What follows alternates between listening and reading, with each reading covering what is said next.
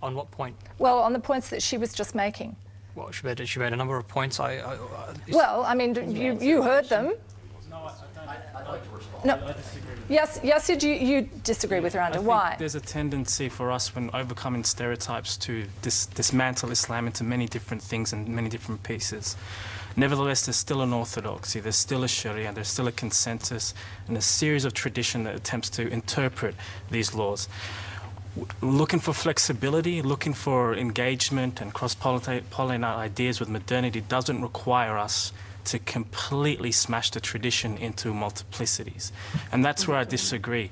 It's not about, and again, Muslims in this conversation are being hijacked. We're supposed to be speaking about the source of fear of Islam, and once again we're on the defensive. I think this is once again the conversation is becoming about what is the nature of Islam. Well, I think people want to understand that, and I think it's interesting to hear that there are different views about this, that the Islamic community is not a monolith. It has different views. It's a bit rich. It's a bit rich to say there's this threat, the Quranic verse to say X, Y, Z, whilst on the ground, for example, the US has over 800 military bases around the world, outside the United States, hundreds of those in the Muslim world. So who's taken over whom? Okay, I want to get back though to the range of views within the Muslim communities, and I would stress the plurality there rather than it being a singular monolithic group, and that's what I'm interested in getting to. That's the myth. We should foreground Islam instead of Muslims. Of course, through Muslims there's plurality, but Islam still has a centre, and it's worrying when Muslims themselves try to dissolve this centre. Okay, Mariam, is that your Islam? Is that when you hear that there is a centre, that it's absolute, that you can't... No, I didn't say it's absolute. I said there's a centre. All right, there's a centre. No. Just I want to hear from Mariam. Look, if I pose the question back to you, and if you had to articulate for me what Islam stands for and what Islam is in one sentence, it'd be very difficult to define. No, it wouldn't be at all. Look, I think the point that you've raised is a good point in the sense that we're not a homogenous group of people. We cannot be painted with the same brush either. And just the views in this room are so diverse, and that's a representation of 1/5 of the world's population. So this whole, with all due respect to these people that go around pretend, the name I give them is lunatics, essentially, that commit atrocious crimes in the name of my faith, frustrates me and makes my blood boil. And a lot of the perceptions about Islam is gathered through, the media's focus on terrorism. And for me personally, Islam, condemns terrorism. The acts that took place on September 11th, the Bali bombings, the London bombings. If Islam condemns terrorism and at the same time Islam is many, what's your reference point for saying bin Laden is wrong? What's your reference point for saying the racist interpretation of Islam is wrong? There has to be a centre that can distinguish right Islam from wrong Islam. And this is what I'm sensitive about. You guys are dissolving this centre simply so we can be seen. Where is the centre? Yeah, where is the centre? What do you think the centre is? I mean, you just go across the Muslim world, you'll find an orthodoxy that grounds it in the Quran and Sunnah. It's very clear. Where? Who? Yeah, we're trying to say that 90% of the Muslim world that fall under the category of Sunnah, doesn't exist. But there's diversity and plurality of opinions within Sunnah. I find this really interesting. I'll get to you in a moment, Iqbal. But Yasser, I'm interested in your background as well, because you grew up in Melbourne with what you describe as secular parents. Now, you say you're someone who's trying to be a more traditional Muslim. What does that mean? Well, that means that I'm moving away from the idea that Islam is nothing more than a catalogue of personal Muslim opinions, that there is a tradition there, there is a necessity to engage with the tradition. We should be searching for a voice from above. Even if we can't find it initially, in our tradition, there's an ascetic, legal, spiritual lineage that goes back to the Prophet. Okay, but you also say that you have a complete mistrust of Australia. Why? Because I think the conversation isn't at all times honest. For example, nobody wants to acknowledge that there's a centre in Australia, a white Australia, that determines what is acceptable and what isn't acceptable. It's not visible, but it's there and it's productive. And okay, Randa, you're sort of arguing with some of these notions.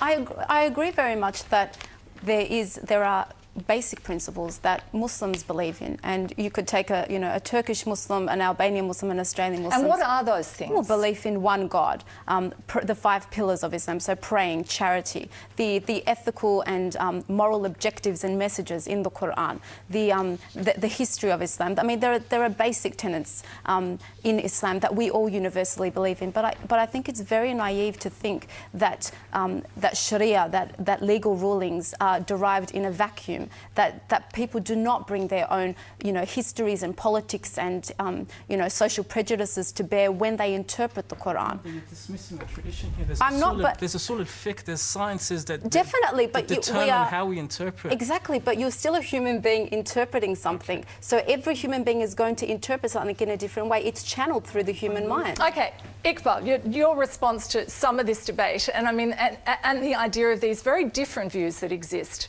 within Muslim communities about interpretation of the Quran, whether the Quran should be interpreted at all or can be interpreted in particular ways. What's your response to that? Sure. I think the one thing that I will agree with Yasser is that the topic today is fear of Islam. Let's talk about contemporary world and contemporary Islam and contemporary societies.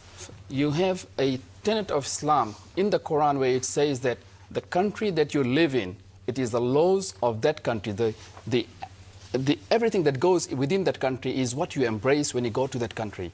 Each and every one, and some of us, like Sister Mariam here, I'm sure was born here, have chosen to come to this country or to America or to Canada or to England. When you go to that country as a Muslim or as a Jew or as a Hindu or whatever, then that is the country that you have to abide by and the legislation and the rules that goes within that country.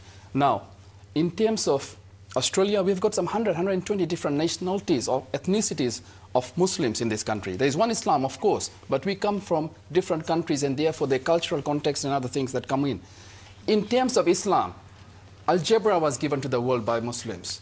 There have been great inventions by the Muslims. In terms of Muslims and great leaders in the past who have embraced Jews and others into their world. Albania, there were many Jews who were harbored and given shelter by Muslims. I mean, that is not the Islam that we are talking about here. So there is a lot in Islam that has given to the world that this debate is not bringing out. Okay, gentleman over here has had his hand up for a long time. Yep. The show's about fear of Islam. Today in the US state of Oklahoma, the voters are being asked whether they want to amend the state's constitution to prevent the possible introduction of Sharia law because of seeing what I'd refer to as Sharia creep in some European countries. And it seems very concerning to me as someone who knows nothing about Islam and has nothing against it, that if, say, you convict a theft, you chop off a hand, or if a woman is raped, she's stoned to death because she supposedly asked for it. How can someone here please tell me? Can someone here? No woman is stoned. All right, Reza, can I get a quick response from you to that? To that man's concerns? Well, as I said, what he's talking about is the very long penal codes that one finds in the multiple schools of Sharia.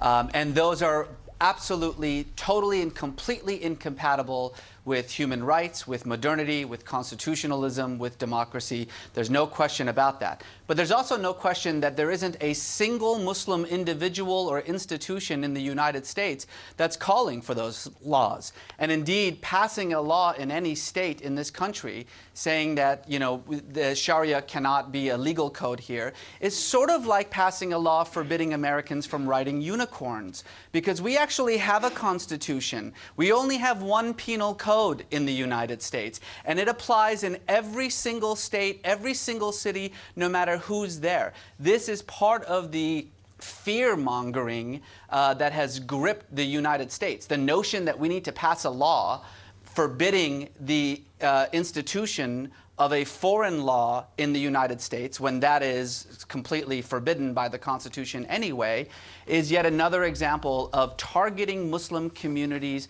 because they are seen as different or other or exceptional in some way. Okay, we're going to have to go to a break, and after the break we will look at whether there are limits to religious freedom and what all this means for a multicultural society. That's next on Insight.